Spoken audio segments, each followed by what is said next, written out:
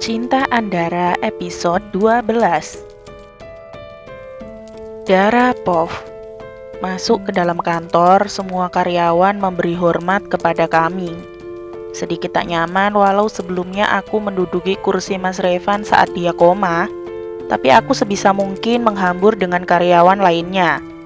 Jadi mereka lebih menganggapku sebagai teman kerjanya, bukan atasannya. Tapi tentu saja itu berbeda dengan Mas Revan. Aura dingin, tegas, dan arogannya sangat terlihat jelas, membuat siapapun yang melihatnya langsung menundukkan kepala memberi hormat padanya, dan aku kurang nyaman akan hal itu. Karena lift khusus direksi sedang dalam perbaikan, akhirnya kami menggunakan lift untuk karyawan umum. Di dalam lift terdapat 2 karyawan pria. Mereka menyapa kami dengan menyunggingkan senyuman sopannya. "Pagi, Pak." "Pagi, Bu." "Selamat pagi," jawabku ramah. Sedangkan Mas Revan hanya mengangguk tak bersuara. "Wah, udara pagi ini semakin cantik saja," kata seorang karyawan yang berdiri dekat denganku. "Terima kasih," jawabku sambil tersenyum. Tiba-tiba aku merasakan tangan kiri Mas Revan melingkari pinggangku. Apa maksudnya? Tak lama pintu pun terbuka. Akhirnya kami keluar. Tapi sebelum keluar Mas Revan mengucapkan kata-kata kepada 2 karyawan tersebut dan membuatku tercengang. "Lain kali jangan suka menggoda wanita lagi. Apalagi jika wanita itu istri dari atasan kalian," sindir Mas Revan sambil menarikku keluar dari lift. Sedangkan kedua karyawan tersebut hanya ternganga menatap kepergian kami. "Apa kamu selalu kecentilan seperti itu di hadapan karyawan laki-laki?" tanyanya kemudian saat kami sudah berada di dalam ruangannya. "Aku tidak kecentilan, aku hanya bersikap seramah mungkin." Dan dia kembali terdiam dan memilih duduk di ujung sofa di dalam ruangannya. Aku pun tak terlalu menghiraukannya. Dia bersikap aneh pagi ini. Aku membereskan meja dan mulai berkutat dengan setumpuk berkas-berkas yang bisa membuat kepalaku pusing. Tak lama pintu ruangan diketuk. "Masuk," kataku kemudian. Dan masuklah sosok yang tersenyum manis sambil membawa sebuah berkas di tangannya. "Selamat pagi, Bu Dara," sapanya. "Hai, selamat pagi," kataku sambil berdiri dan menghampirinya. Aku melihat Mas Revan juga ikut berdiri dan menghampirinya. "Kenapa dia bisa berada di sini? Aku tak pernah memperkerjakannya," katanya dingin. "Mas, ini Andre, pegawai baru kita. Dan Andre, ini Mas Revan, CEO kita yang sesungguhnya." Aku memperkenalkan mereka tanpa mempedulikan pertanyaan sinis dari Mas Revan. "Selamat pagi, Pak. Senang bertemu dengan Anda," kata Andre sopan sambil mengulurkan tangan. Sedangkan Mas Revan terlihat membalasnya dengan enggan. "Mas, Andre ini temanku saat bekerja di restoran. Aku merekrutnya kerja di sini karena saat itu kami butuh seorang pegawai administrasi. Dan aku pikir kenapa tidak mengajak Andre saja." Ayah menyetujui. Dan lihat, sekarang dia memiliki kemampuan di bidangnya. "Aku hanya ingat jika saat itu kamu mengatakan bahwa dia kekasihmu." Pernyataan Mas Revan kali ini benar-benar membuatku terkejut. Aku tak menyangka jika dia masih ingat pernyataanku tersebut, apalagi sampai mengucapkannya di hadapan Andre, yang saat ini terlihat tak percaya dengan apa yang dia dengar. Mungkin saat itu kamu hanya salah dengar, Mas." Aku mencoba mengelak. "Maaf, Pak. Tapi saya sama sekali tidak ada hubungannya dengan Bu Dara." Kali ini Andre mulai membela diri. "Kalau tidak ada hubungannya, kenapa seorang staf administrasi bisa sampai ke ruangan seorang CEO? Apa itu masuk akal?" "Mas, Kamu sedikit berlebihan. Dia temanku. Di dalam kantor, tidak ada yang namanya teman, Dara. Katanya dingin terhadapku. Kalau begitu, maaf Pak, saya permisi. Kali ini Andre berbicara dan mulai bergegas pergi.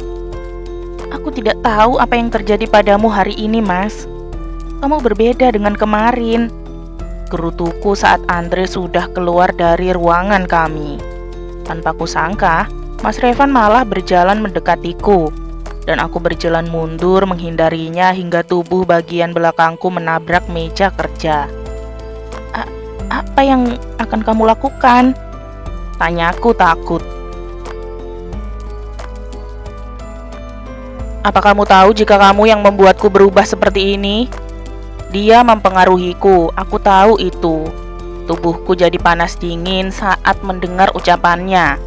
Tubuhnya semakin mendekat dan hampir menempel seutuhnya pada tubuhku. Aku menjondongkan tubuhku ke belakang supaya sedikit menjauhinya. Tiba-tiba pintu ruangan kami dibuka dan menampilkan sosok yang sangat menyebalkan. Amanda, sebut saja Amanda. Sejak Mas Revan koma, dialah rival terberatku. Dia selalu mencari gara-gara terhadapku. Aku tidak tahu apa masalahnya. Tapi saat mendengarnya di restoran saat itu, aku berpikir mungkin dia cemburu terhadapku. Dia menatap kami dengan terkejut. Mas Revan lalu menjauhkan diri dariku, lalu berjalan ke arahnya. Tanpa kuduga, Manda langsung memeluk Mas Revan tanpa merasa canggung sedikit pun. Rev, astaga, akhirnya kamu kembali. Apa kamu tahu jika aku begitu merindukanmu? Aku juga merindukanmu, Manda. Jawab Mas Revan dengan membalas pelukan Manda. Aku tak tahu apa yang terjadi padaku. Yang jelas saat ini yang kurasakan adalah sakit. Aku sakit melihat mereka bersama, apalagi sampai berpelukan seperti itu di hadapanku. Baiklah, bukankah kita harus merayakan kembalinya dirimu? Astaga, aku bahkan sempat berpikir kalau kamu akan menyusul Lita. Dan aku tidak ingin menghiraukan percakapan mereka lagi. Aku lalu kembali duduk di tempat dudukku dan tenggelam dalam berkas-berkas memusingkan ini. Setidaknya, itu lebih baik daripada harus melihat mereka bermesraan. Jam makan siang pun tiba, tapi Mas Revan belum kembali. Tadi dia pergi keluar dengan Manda, dan sampai sekarang belum kembali. Akhirnya aku hanya bisa memakan makan siangku di dalam kantor sendirian. Sedikit sedih. Apa aku akan selalu seperti ini nantinya? Ya Tuhan, bukankah aku sudah memutuskan jika aku akan melupakannya? Apa aku bisa? Makanan yang nikmat ini benar-benar terasa hambar. Tapi aku tetap memakannya. Tak terasa jam makan siang selesai, dan aku kembali bekerja lagi hingga waktu menunjukkan pukul 6 sore.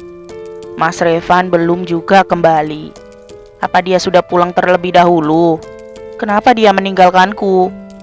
Tanpa banyak berpikir lagi, aku memutuskan untuk pulang sendirian. Aku benar-benar tak ingin memikirkannya lagi. Kulemparkan tubuhku di atas ranjang. Aku lelah dengan semua ini. Kenapa dia bersikap seperti ini terhadapku? Sepertinya aku memang harus berendam malam ini. Kusiapkan air lengkap dengan busanya untuk berendam. Setelah siap, aku pun masuk ke dalam tanpa sehelai benang pun. Rileks dan nyaman. Astaga, ini seperti surga dunia. Memejamkan mata, aku menikmati setiap tetesan air lembut ini masuk ke dalam pori-pori kulitku. Cukup lama aku berendam diri hingga kurasakan air mulai mendingin.